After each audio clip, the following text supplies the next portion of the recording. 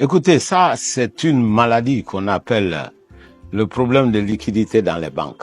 Lorsque les banques n'arrivent plus à satisfaire les besoins de retrait des clients, on dit que la banque est illiquide.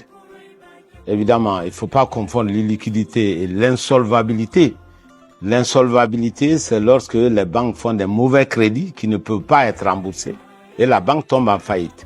On n'est pas du tout dans ce cas.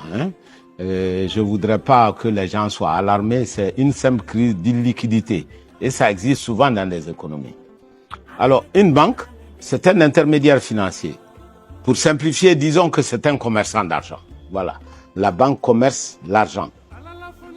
Alors, s'il y a des problèmes de liquidité, si les banques manquent de l'argent, il faut voir ses sources d'approvisionnement. La banque a deux sources essentielles. Soit c'est les clients qui déposent leur argent au guichet de la banque sur leur compte, soit la banque s'approvisionne auprès de la banque centrale. Au niveau de la banque centrale, il y a soit les banques ont déposé de l'argent à la banque centrale parce que la banque centrale, c'est la banque des banques. Tout ce que vous faites auprès de votre banque, la banque aussi fait la même chose auprès de la banque centrale. Vous déposez votre argent dans une banque, la banque aussi dépose son argent à la banque centrale. Vous venez demander du crédit auprès de votre banque, eh bien les banques commerciales aussi demandent du crédit auprès de la banque centrale. C'est ce qu'on appelle le refinancement. Voilà. Donc, s'il y a manque de liquidité, voyons un peu ce qui se passe au niveau de la banque centrale. Donc, il faut revoir toute la politique d'émission de la banque centrale. Qu'est-ce qui se passe? Est-ce que les banques n'ont pas accès à leur argent déposé auprès de la banque centrale, comme elles le souhaitent? Ou est-ce que la banque centrale refuse de refinancer les banques commerciales? Généralement, lorsque cela arrive, c'est parce que, entre-temps, la banque centrale, qui est la banque de l'État, a fait trop de dépenses pour l'État. Des dépenses non prévues. C'est ce que nous appelons, dans notre jargon, les dépenses extra-budgétaires. Si l'État fait beaucoup de dépenses non prévues, alors que la quantité de la monnaie, la masse monétaire est surveillée par les institutions de Bretton Woods, notamment le Fonds monétaire international, pour éviter l'inflation, on dit vous ne devez pas dépasser telle quantité de monnaie dans l'économie. Alors, si la Banque centrale crée beaucoup d'argent, c'est-à-dire fait beaucoup de dépenses pour l'État, des dépenses non prévues, elle a tendance à compenser au niveau du secteur privé. Donc, elle peut être amenée à réduire le refinancement auprès des banques commerciales pour que celles-ci réduisent le crédit au secteur privé. On appelle ça en économie l'effet d'éviction. Ce n'est pas une bonne politique.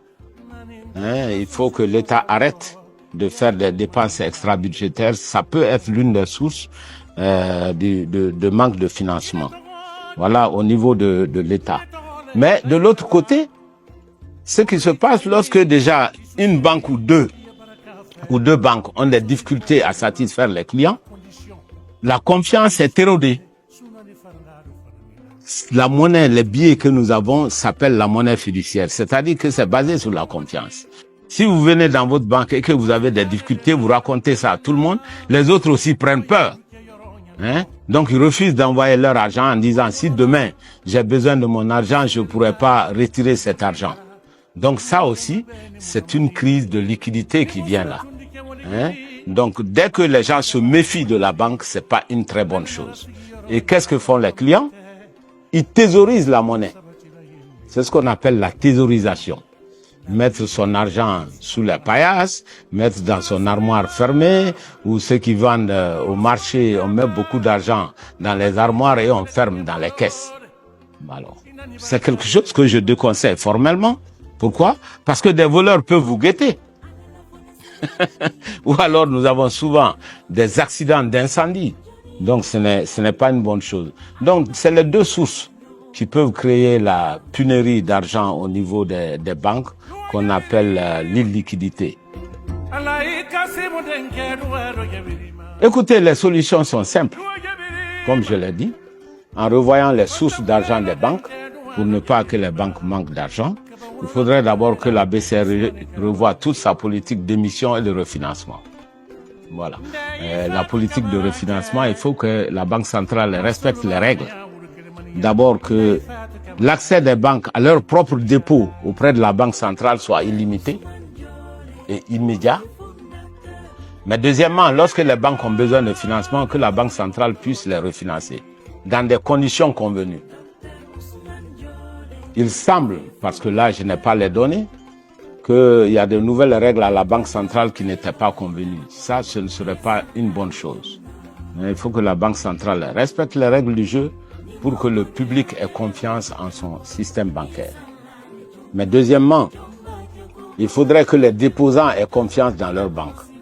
Alors vraiment, j'invite tous les agents économiques qui ont de l'argent par devers eux, de se débarrasser de cet argent et de déposer au guichet de leur banque. C'est très très important. Ça évite les problèmes de vol, ça évite les problèmes d'incendie, ça évite les problèmes de brigandage. Donc là, c'est vraiment le conseil que je donne au public, de courir et de déposer leur argent dans leur banque sur leur propre compte.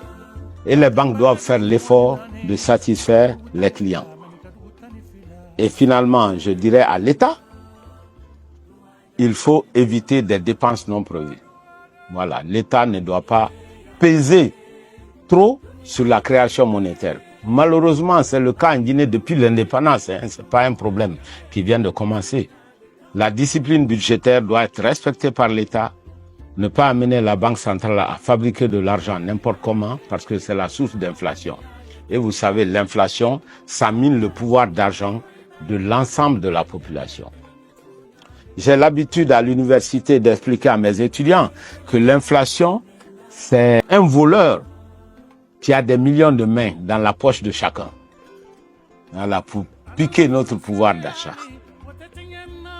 Donc voilà, et j'espère que cette crise va prendre fin. D'ailleurs, je pense que actuellement, la crise est en train de se résorber. Les banques redeviennent encore liquides pour satisfaire leurs clients. C'est à ce prix que l'économie va marcher très bien. Sinon, on va avoir des impacts sur la croissance, sur l'investissement, sur la consommation et ce n'est pas du tout profitable pour l'ensemble du peuple de Guinée. Ça remet en cause la croissance et la prospérité dans n'importe quel pays. Je vous remercie.